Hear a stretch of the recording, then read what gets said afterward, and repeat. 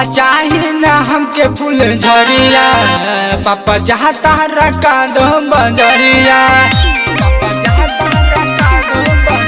पापा चाही ना हमके फूल झरिया, पापा चाहता रखा दो बजरिया। एगो बतिया तू हमके भूलई हो,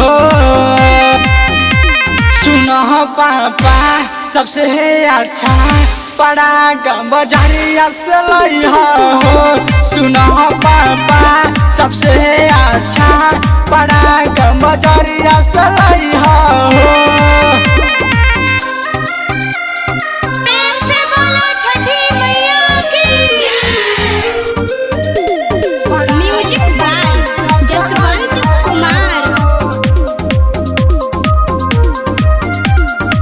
घटिया पे जाके हम कहर धमाका, साथी संगाती संगे छोड़ पराका। हाँ घटिया पे जाके हम कहर धमाका, साथी संगाती संगे छोड़ पराका। अरे कहल पुरई हो,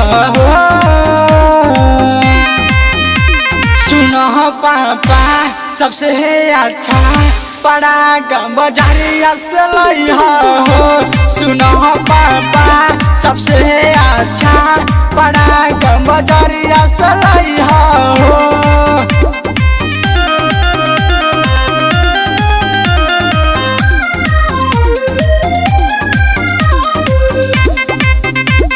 सुपर रिकॉर्डिंग स्टूडियो आदमपुर।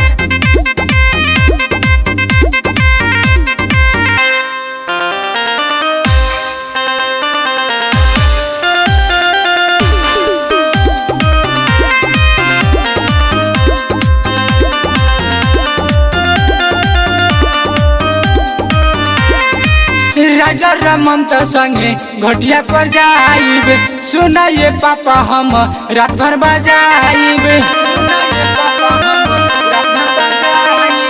राजा रमंत संगे घटिया पर जाइब, सुनाइए पापा हम रात भर बजाइब।